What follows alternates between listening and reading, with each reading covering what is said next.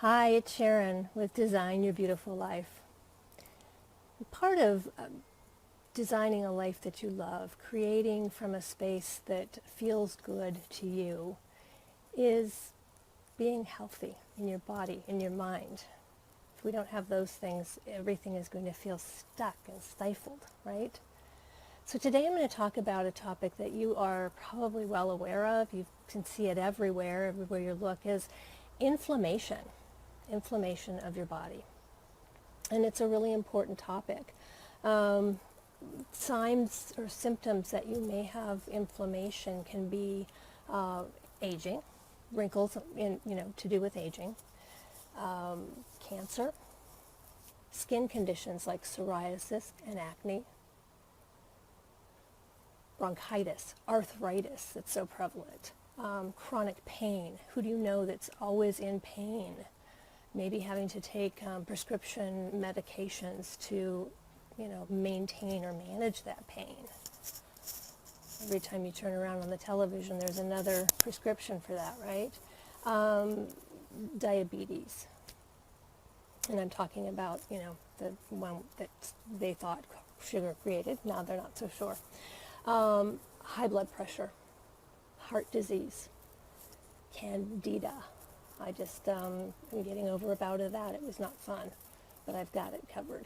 Urinary tract infection. So all of those different things that are very prevalent can be caused by chronic inflammation. So inflammation is really your body's response to stress, bottom line, whether that's from your diet, your lifestyle, or environment. Our body doesn't like to be stressed like that. Think of what happens when, say, you catch a cold. You can experience inflammation in the form of a fever, right? Your body heats up, it tries to eradicate that invading virus. And that's good. That's what our body is meant to do, right? Wants it out of there. So that's what's called acute inflammation. But there's a modern epidemic going around, and that is chronic inflammation.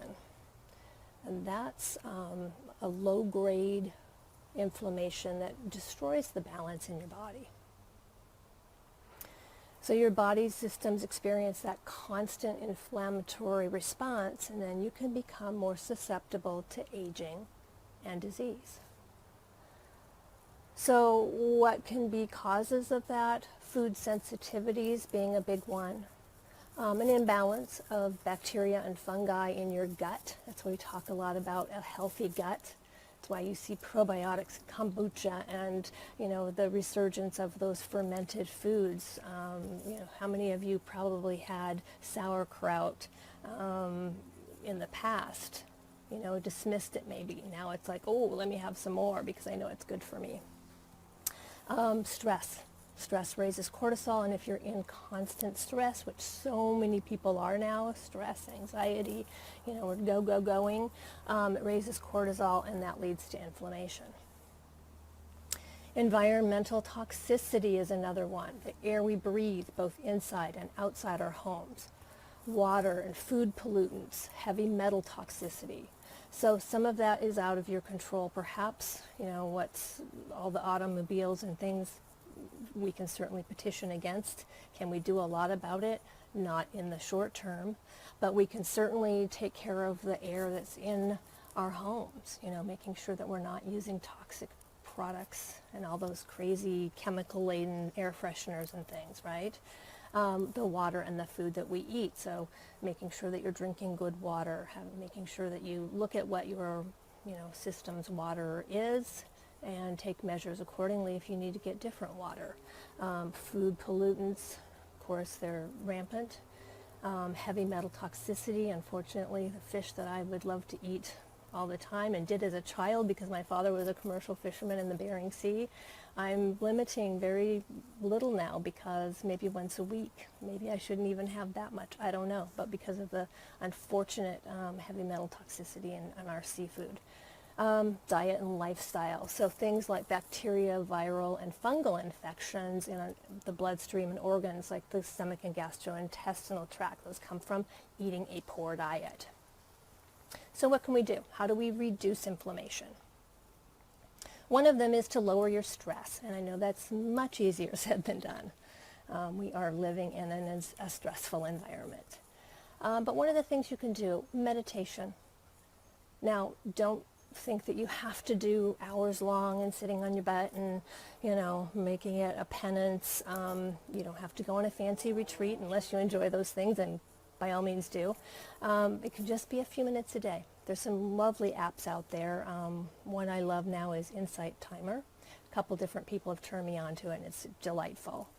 Essential oils, of course, that's my thing. Those are my go-tos. I use them every day throughout the day. They just sort of lower my stress, give me more ease, and they do it very quickly. The other thing I want to say is designing that life that you love. Really, my heart's passion is to do the things that are most important to you. Do the things you love as much as you can. Just do what fills your soul and leave the rest, or find somebody else to do the rest, or in some way just try to make sure that you have as many things in your life that fill your soul, and not the negative things, not the things that are drudgery. Get exercise every day, and that can be, don't make it doesn't have to be big bouts in the gym every day. If you like that, go for it, but maybe that's once or twice a week. Maybe other times it's yoga. Maybe it's jumping on your, what do I have? It's not a trampoline, it's the little rebounder. Maybe just, doing a longer walk. If you love to run. And if you like to go to dance. Okay? So just getting some exercise every day. That helps alleviate stress. And then the other thing that's so free for us to do is to get outside in nature. Is there ever a time that you go outside and you're breathing some pine air, or you're hearing the waves of the ocean, or you're at a lakeside, or, just even with me, just outside right around my yard? It doesn't have to be big, but boy, oh boy, it just eases that stress immediately. The other one, big one, and again, we talk and are hearing a lot about sleep hygiene. You need to get plenty of sleep.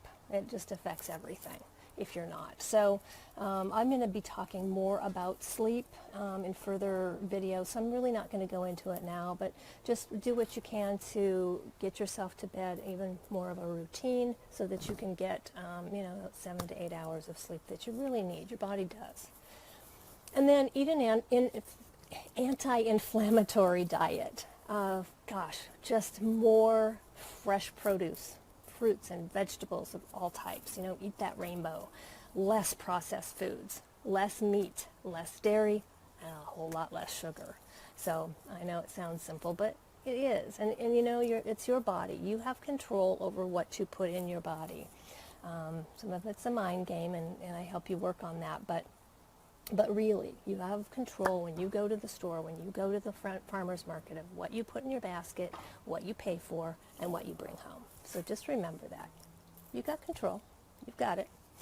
To learn more about, though, anti-inflammatory foods, I made a really great little ebook for you that I really love the look of.